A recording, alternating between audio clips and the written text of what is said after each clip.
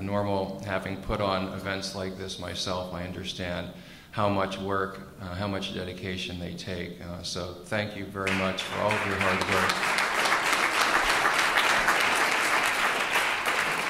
And especially thank you for giving me voice, having spent much of my career in the shadows and in the darkness, and as a result not being able to speak my mind. It's a great time to be able to do that.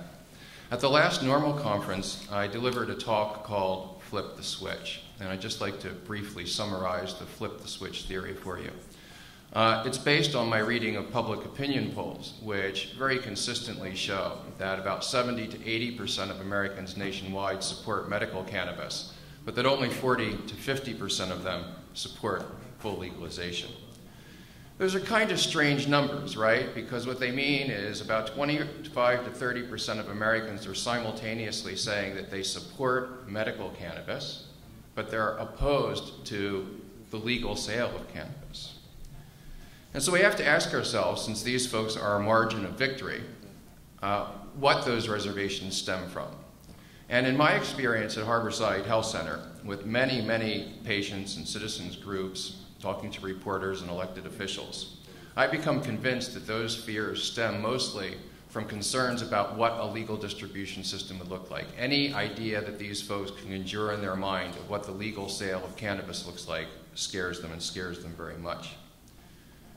So I advocated in Flip the Switch that our movement should concentrate on building on the existing support for medical cannabis, that we should promote regulations that will enable positive models of cannabis distribution, and then use those positive models of cannabis distribution to reassure the fears of our swing voters and win them over to full access.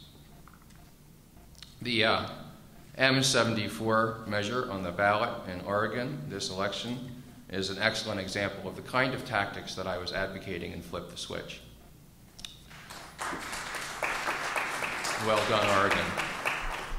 My support for Flip the Switch is based on my belief that cannabis should be part of a larger paradigm shift in healthcare in this country. It's based on my understanding of how and why people actually use cannabis the way most people use cannabis. It's based on an understanding of the difference between wellness and intoxication, and my belief that almost everybody who uses cannabis on a regular basis is using it to enhance their wellness rather than to produce intoxication. If it was only about getting high, would the hundreds of people at this conference and the thousands of people around the world who have dedicated their lives to fighting for cannabis liberation have done so? I don't think so. I think the reason for our dedication at bottom is that we all know that this plant really enhances the wellness of our lives and of the people around us. So there's a lot of my dearest compatriots, people like Russ, who say, hey, I love cannabis, but I'm not sick. I'm not a patient. And in fact, I'm offended when you call me a patient. I would respectfully say to my friends that I think that you are locked in an attitude of traditional concept of Western medicine, a concept that says either we are sick or we are healthy, that says that we're kind of like a car, right? That we're either running or we're broke, and if we're broke, all medicine needs to do is fix us up and get us running again. The problem with this is that the entire thrust of almost all medical research over the course of the last few decades has shown that the mechanical approach is far too simplistic. That instead of sick versus healthy, human beings actually operate on a graduated spectrum of wellness, and that such tools as diet, exercise, and daily habits are at least as valuable and probably more valuable than interventionist tools like pills and surgery. Taking these thoughts to the logical conclusion, you don't need to be sick to use medical cannabis. Rather, cannabis can be one component in a lifestyle of wellness that also includes exercise, good organic food and vitamins, massage, Reiki, yoga, and all of the other low-impact holistic healing techniques. My view is based on my personal experience at Harborside, where we have over 60,000 registered patients. It's also based on all of the recent science that we've been hearing about, all this cannabis science, this exciting things like the discovery of the endocannabinoid system and our discovery of the profound impact that it has on the working of the human brain and so many different processes in our body. These amazing discoveries that we've been hearing about the preventive and curative properties of cannabis, as well as the palliative properties. So in summary, I believe that cannabis is used most often to enhance wellness, not to produce intoxication, and that it needs to be looked at in the overall context of the healthcare debate in this country. As legal distribution of cannabis expands, and I believe it will continue to expand, the debate about how it's going to be sold is going to intensify. Does it belong in the bars and the liquor stores with the vodka and the rum and the gin? Or in the pharmacies with the Adderall and the morphine? Or at the 7-Elevens with the cigarettes and the beer? Or does it belong in holistic healing centers that surround cannabis with other low-risk healing, holistic products and services? That's what I think. There's another question that informs my view of the future of medical cannabis. And that is, how should our industry, our new developing industry, relate to the world of mainstream commerce? How should our businesses relate to all the other businesses that are out there? And those of you who are familiar with my work at Harborside know that one of the things I've emphasized over and over again is that we must be professional, that we must bring professionalism to the cannabis industry. But I'll tell you today that if that's all we do, it will not be anywhere near enough. If all we do is bring the business world's professionalism into the cannabis industry, then 20 years from now, cannabis is going to be like every other mass-produced, plastic-wrapped, big-box commodity in this country. And I don't think that's what most of us are struggling for. Certainly, it's not what I would count as being a victory. I think we have to incorporate the lessons that this plant teaches us into our approach. This plant teaches us very valuable and precious lessons. I think that's why we value it so deeply. Lessons about kindness, lessons about compassion, lessons about generosity, lessons about responsibility. So my vision for the future of cannabis is built on these two principles I've been talking about. One, that cannabis should be used to enhance wellness and is used to enhance wellness. And two, that whatever distribution system it is that we build must reflect these precious lessons that the plant teaches us. So my vision for the future of medical cannabis is a nationwide or worldwide network of locally owned, locally controlled, nonprofit, community service dispensaries with full selections of the highest grade laboratory tested medicine that return benefits to patients and communities, that dispel the stigmas associated with cannabis, that gains the trust of our fellow citizens and convinces the 25 or 30% of swing voters that we need to win over to embrace full, unfettered access to this most precious of medicines for all Americans.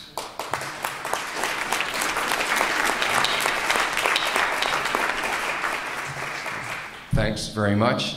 Just for the record, even though I was one of those who questioned the wisdom of putting Prop 19 on the ballot in California, I have repeatedly and continue to call for everybody who supports cannabis to support Prop 19. As long as there is one prisoner in one jail cell anywhere in this world, none of us can ever afford to quibble over the details. None of us can ever walk into a voting booth and pull a lever against the legalization of cannabis. Thank you all very much.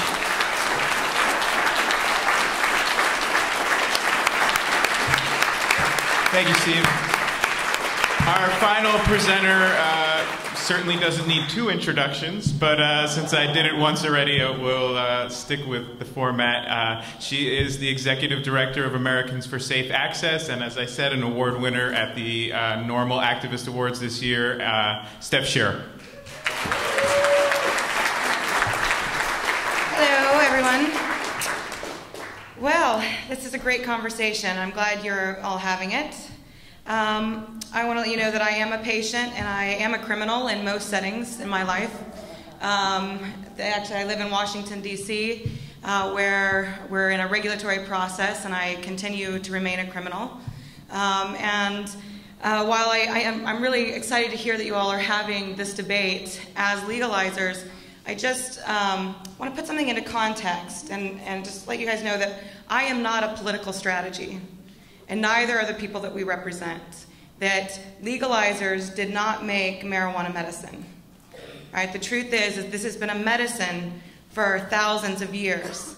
And we are affected by the same laws. But let me be clear that there is a population of us that you've invited. Right? In your dialogue about marijuana as a medicine, the truth is there are millions of us out here in America that are patients. I did not come to this movement from the legalization movement. I have really enjoyed working with many of you, and we have a lot of enemies in common. But the truth is, we are going to disagree in a lot of arenas as we move forward. The criminal justice system is one aspect of my life as a patient, and for patients across the country. It's one aspect, and it's one where we have a lot of commonality in how we're treated in this country. Right? So when it comes to patients being arrested, people going to jail, we do have a lot in common. But there are a lot of other fights that we're fighting as patients that have nothing to do with the criminal justice system. They have to do with access. They have to do with finding a space within modern medicine to get our medicine tested and accepted. We're fighting for our children, for custody of our children. We're fighting for our homes. We're fighting to keep our jobs.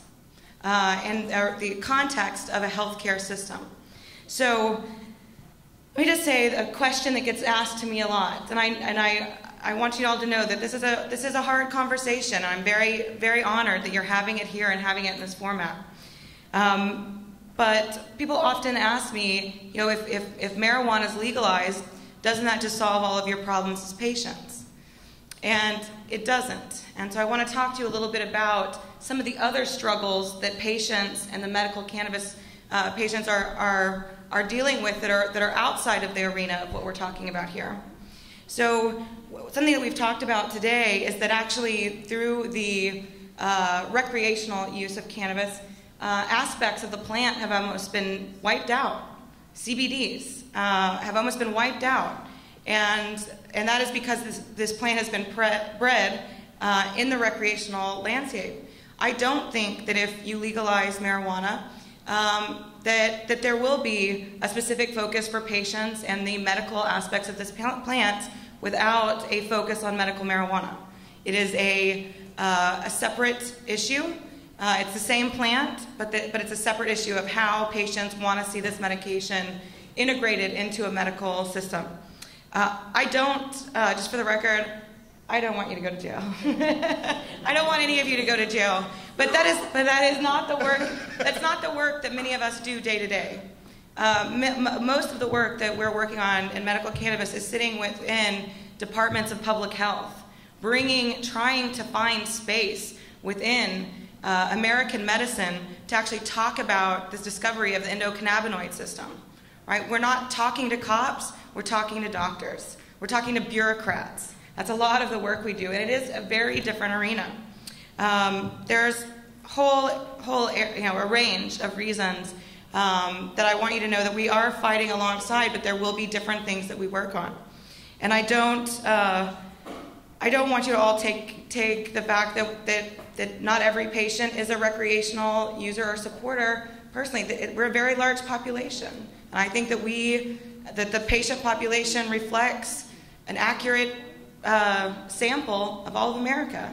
So I agree that we are not your Trojan horse. I mean, I've enjoyed some of these descriptions. I think I've been called fertilizer, a stepping stone, pavement. So I'm actually not any of those things.